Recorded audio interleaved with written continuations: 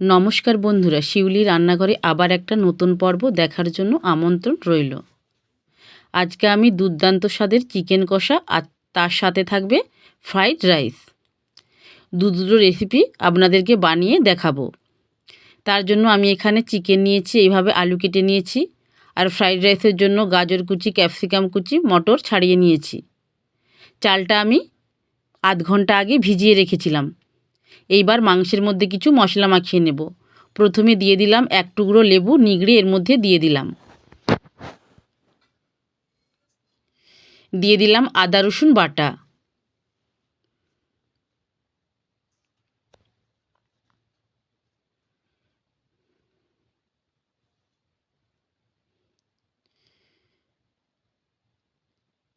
দিয়ে দিলাম 1 চামচের মতো হলুদের গুঁড়ো।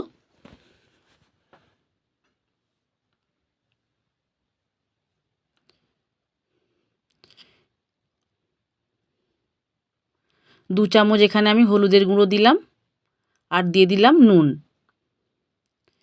দিয়ে দিলাম স্বাদ মতো লঙ্কার গুঁড়ো।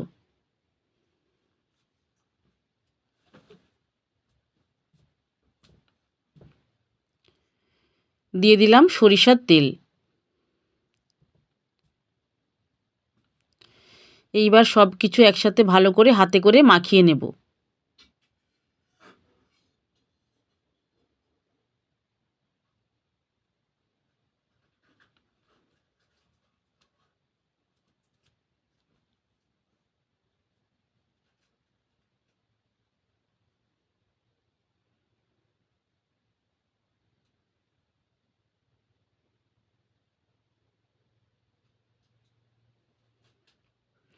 তো ভালো করে মাখিয়ে নিলাম। এইবার কিছুক্ষণ রেস্টে রেখে দেব। গ্যাসের মধ্যে কড়াই বসিয়ে দিলাম। কড়াই দিয়ে দেবো কিছুটা পরিমাণ সাদা তেল। আজকে রান্নাটা আমি সাদা তেলেই বানাবো, আপনারা চাইলে সরিষার তেলেও বানাতে পারেন। তেল বেশ ভালো করে একটু গরম করে নিলাম। এইবার কেটে ধুয়ে রাখা আলুগুলো এর মধ্যে দিয়ে দিলাম।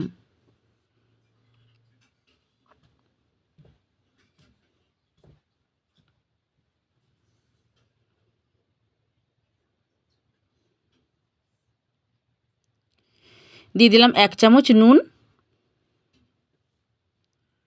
আর দিয়ে দেব 1 চামচ হলুদের গুঁড়ো। এইবার নাড়াচাড়া করে আলুগুলো বেশ লাল লাল করে ভেজে নেব।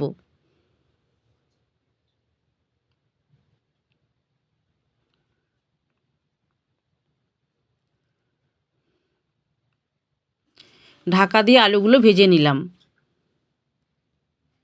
এইবার সবশেষে আমি এখানে আর একটু হলুদের গুঁড়ো দিয়ে দিলাম, মানে একদম পরিমাণ মতো হলুদের গুঁড়োটা এখানে দিয়ে দিলাম।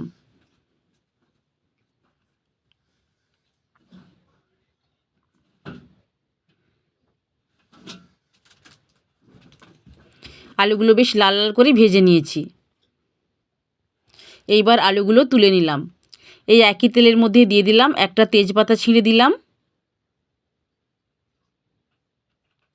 দিয়ে দিলাম গোটা জিরে। ফোড়নটা একটু নাড়াচাড়া করে ভেজে নিলাম। এইবার দিয়ে দেব পেঁয়াজ কুচি আর টমেটো কুচি।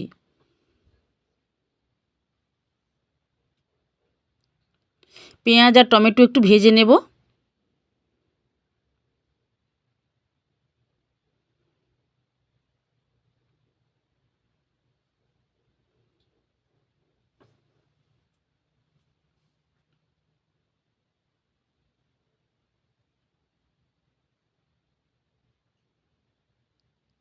দিয়ে দিলাম 1 চামচ নুন, এতে করে টমেটোটা তাড়াতাড়ি গলে যাবে। তো পেঁয়াজ টমেটো বেশ ভালো করে একটু ভেজে নিয়েছি। এইবার মশলা মাখানো চিকেনটা এর মধ্যে দিয়ে দিলাম। দিয়ে ভালোভাবে এবার কষিয়ে নেব।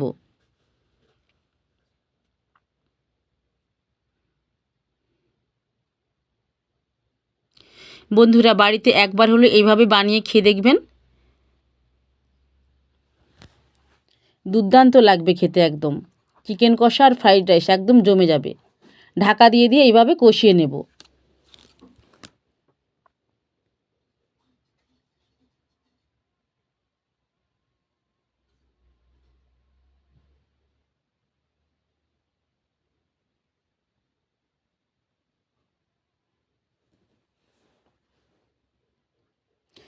আবারও ঢাকা দিয়ে দিলাম। ঢাকনা খুলে আবারও কষিয়ে নেব। দেখুন বন্ধুরা, চিকেন থেকে অলরেডি অনেকটা জল বেরিয়ে গিয়েছে।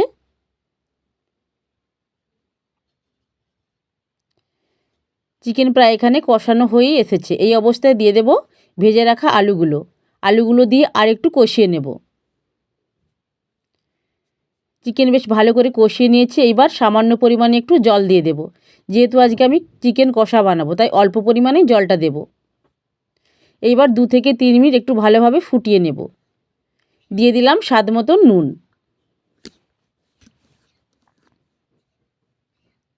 নামানোর আগে দিয়ে দেব গরম মশলা বাটা।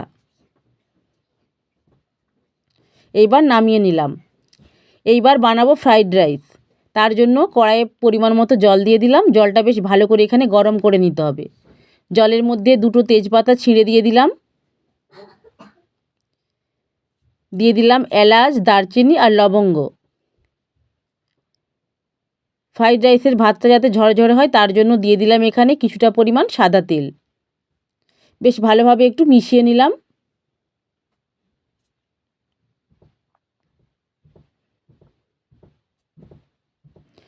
জলটা বেশ ভালো করেই গরম হয়ে গিয়েছে। এই অবস্থায় ভিজিয়ে রাখা চালগুলো এর মধ্যে দিয়ে দিলাম। এই চালগুলো আমি 70% মতো সেদ্ধ করে নেব।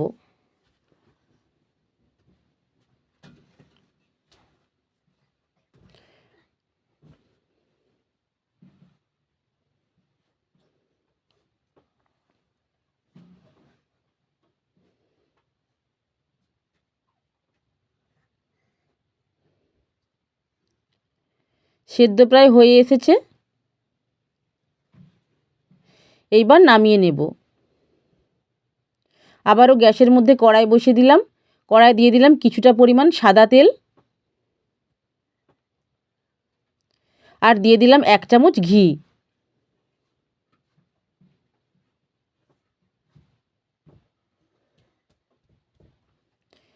প্রথমে গাজর আর ক্যাপসিকামগুলো একটু ভেজে নেব আর এর সাথে একটু মটরশুঁটিও দিয়ে দিলাম। সবজিগুলো একটু হালকাভাবে ভেজে নেব। এইবার মাঝখানটা একটু ফাঁকা করে এর মধ্যে দিয়ে দেব একটা তেজপাতা ছিঁড়ে দিয়ে দিলাম আর এলাচ, দারচিনি, লবঙ্গ এর মধ্যে আবারও দিয়ে দিলাম। এতে করে ফ্লেভারটা ভালো আসবে, খেতে দুর্দান্ত লাগবে।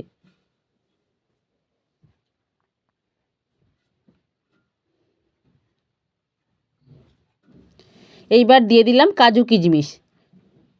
সবগুলো একসাথে মিশিয়ে আর একটু নাড়াচাড়া করে নেব।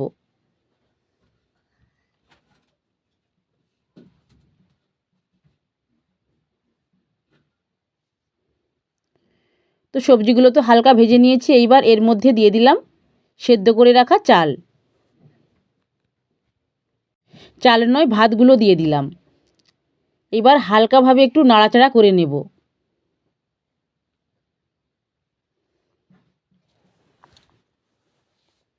তো আমি চালটা সেদ্ধ করার সময় এতটুকুনো নুন দিইনি।